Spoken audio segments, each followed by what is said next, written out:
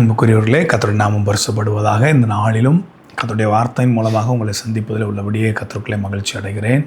கர்த்தருடைய நாமம் பரிசுத்தப்படுவதாக. கர்த்தருடைய நாமத்திற்கு மாத்திரம் மகிமை உண்டாவதாக. வேதத்திலிருந்து நேற்றைய தினத்தில் ஏன் தாமதம், வாக்குத்தத்தங்கள் ஏன் தாமதம் என்று சொல்லி நேற்றைய தினத்திலே நாம் ஆபிரகாமை குறித்த காரியங்களை நாம் வாசித்தோம். 12ஆம் அதிகாரத்திலே இனத்தையும் ஜனத்தையும் விட்டு பிரிந்ததினாலே அவனுக்கு வாக்குத்தத்தம் 75வது வயதில் பெற்றுக்கொண்டான். 13ஆம் அதிகாரத்திலே லோத்தை விட்டு பிரியும் போதும் அங்கேயும் கர்த்தர் வாக்கு கொடுக்கிறார். போகட்டும், இந்த நாளில் தொடர்ந்து நாம் தியானிப்போம். இந்த 2ஆம் நாள் செய்தியாக ஆதியாகமத்தின் புஸ்தகம் 15ஆம் அதிகாரம் 1ஆம் வசனத்தை நான் வாசிக்கிறேன். ஆதியாகமத்தின் புஸ்தகம் 15ஆம் அதிகாரம் 1ஆம் வசனத்தை வாசிக்கிறேன். இந்த காரியங்கள் நடந்த பின்பு கர்த்தருடைய வார்த்தை ஆபிரகாமுக்கு தரிசனத்திலே உண்டாகி, அவர், ஆபிரகாமே, நீ பயப்படாதே, நான் உனக்கு கேடகம், உனக்கு மகா பெரிய பலனுமாயிருக்கிறேன் என்றார். ஆபிரகாமே, நீ பயப்படாத, நான் உனக்கு கேடகமாக மகா பெரிய பலனாக இருக்கிறேன் என்று சொல்லி ஆபிரகாமுக்கு ஆண்டவர் அங்கே வாக்கு கொடுக்கறதை பார்க்க முடியும். காரியம் என்ன? இந்த காரியம் நடந்த பின்பு. எந்த காரியம் நடந்த பின்பு? 14ஆம் அதிகாரத்திலே ஆபிரகாமுடைய யுத்தங்களை குறித்து நாம் வாசிக்கிறோம், கேட்கிறோம்.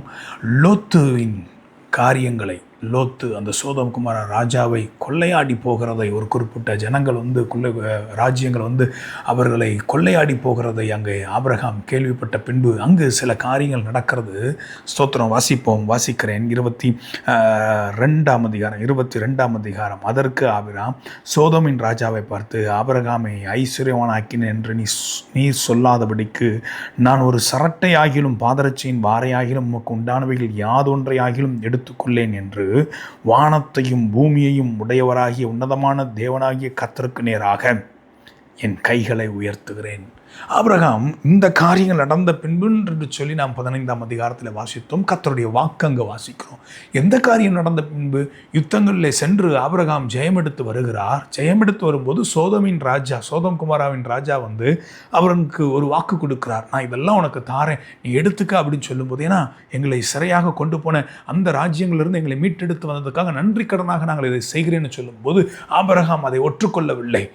நீ என்னை ஐஸ்வர்யவான ஆக்கினேன் என்று சொல்லி நான் ஒத்துக்க மாட்டேன், கர்த்தர் என்னை உயர்த்தட்டும், கர்த்தர் என்னை ஆசீர்வதிக்கட்டும் என்று சொல்லி அவன் கண்களை வானத்துக்கு நேராக ஏறெடுத்து பார்க்கிற ஒரு அனுபவங்களோடு ஆபிரகாம் இருந்தான். என்னை கேட்கிற தேவ பிள்ளைகளே, ஏன் தாமதம்?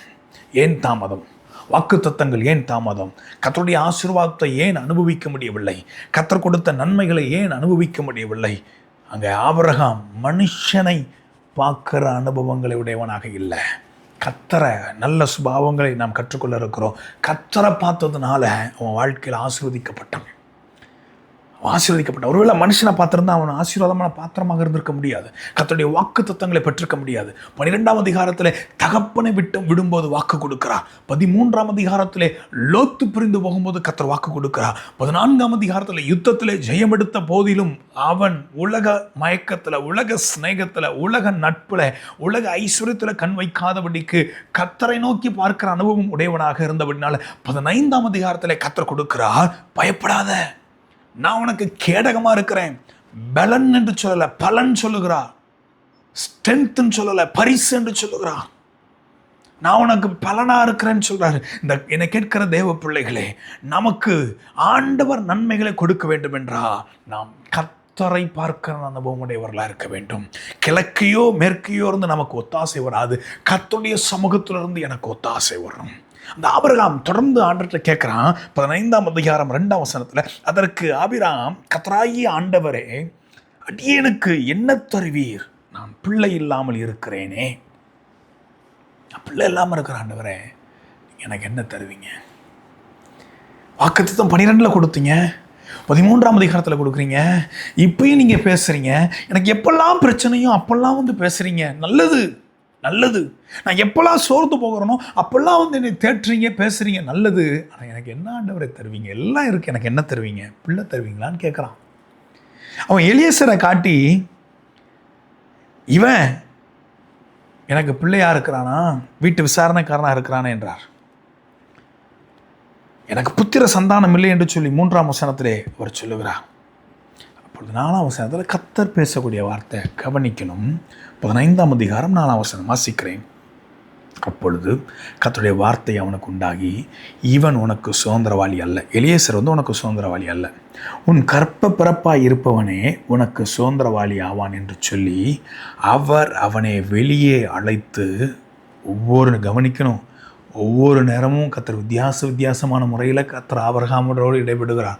12ஆம் அதிகாரத்திலே வாக்கு கொடுத்த வசனங்களை நீங்கள் தியானிப்பீர்கள் என்றால், 13ஆம் அதிகாரத்திலே வாக்கு தத்தங்களை கொடுக்குற வசனங்களை தியானிப்பீர்கள் என்றால், 15ஆம் அதிகாரத்திலே கொடுத்த வாக்கு தத்தங்கள் வசனங்களை தியானிப்பீர்கள் என்றால், சற்று கொஞ்சம் வித்தியாசம் இருக்கு.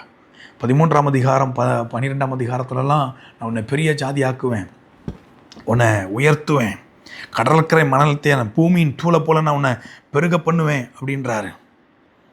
ஆனால் 15ஆம் அதிகாரத்தில் நான் வாசிக்கிறேன், 5ஆம் வசனத்தை வாசிக்கிறேன். அவர் அவனை வெளியே அழைத்து, நீ வானத்தை அண்ணாந்து பார், நட்சத்திரங்களை எண்ண உன்னால் கூடுமானால் அவைகளை எண்ணும் என்று சொல்லி பின்பு அவனை நோக்கி, உன் சந்ததி இவ்வண்ணமாய் இருக்கும் என்றார். தேவ பிள்ளைகளே, அவனுக்கு எப்பெல்லாம் பிரச்சனையோ அப்பெல்லாம் ஆபிரகாமோட கர்த்தர் பேசுகிறார். உன் சந்ததியை இப்படி ஆசீர்வதிப்புன்னு சொல்கிறாரு. இங்கே தான் முத 6ஆம் வசனத்தில் அவன் கர்த்தரை விசுவாசித்தான், அதை அவர் அவனுக்கு நீதியாக எண்ணினார். ஏன் தாமதம்? சில மனிதர்களை உங்களிடத்தில் பிரிக்க விரும்புகிறார். ஏன் தாமதம்? சில சுபாவங்களை உங்களிடத்தில் மாற்ற விரும்புகிறார். ஏன் தாமதம்? கேளுங்க, என்னை மாற்றிருங்க ஆண்டவரேன்னு கேளுங்க. அவன் விசுவாசிக்கிறான். கேள்வி கேட்டான், கர்த்தர் சொல்கிறார் விசுவாசிக்கிறான். வேலை விசுவாசத்தில் பலவீனத்தோடு நீங்கள் கேட்குறீங்களா? நிறைய வசனங்களை நான் நம்புகிறேன், ஆண்டவர் என்கிட்ட பேசுகிறாரு, ஆண்டவர் என் கூட இடைபடுகிறார், நான் நம்புகிறேன், ஆனால் நடக்க மாட்டேங்க, தாமதமாக இருக்குது. கலங்கி நிற்கிற தேவ பிள்ளைகளை, உங்களோடு கூட கர்த்தர் இடைபடுகிறார். நான் தயவாக சொல்லுகிறேன், நீங்கள் ஆண்டவரை நம்பி வானத்தை பார்க்குற பழக்கம் இருக்கும் என்றால், கர்த்தரை மாத்திரம் பார்க்குற பழக்கம் இருக்கும் என்றால், ஒன்று புரிந்து கொள்ளுங்கள், மனிதனுடைய கையை நம்ம பார்க்க மாட்டோம், மனுஷன் இருந்து ஒத்தாசை எதிர்பார்க்க மாட்டோம், மனுஷன் நமக்கு ஒன்று செய்யணும் நம்ம விரும்ப மாட்டோம்.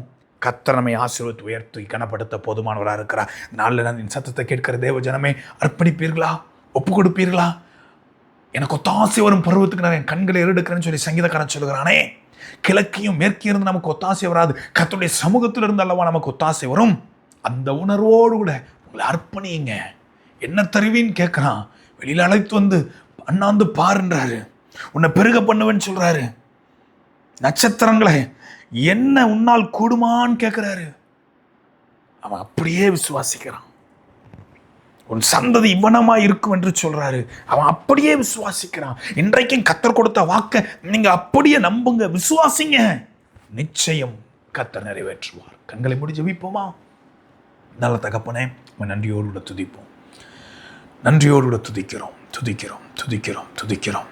ஏன் தாமதம்? வாக்கு தத்தங்கள் ஏன் தாமதம்? 75 வயதிலே ஆபிரகாமை அழைத்து தெரிந்து கொண்ட ஆண்டவர், பிரித்தெடுத்த ஆண்டவர், வாக்கு கொடுத்தீர், சில மனிதர்களை பிரித்தீர் ஆண்டவரே.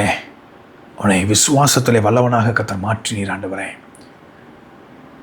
இந்த நாளிலும் நாங்கள் எங்களை அர்ப்பணிக்கிறோம்.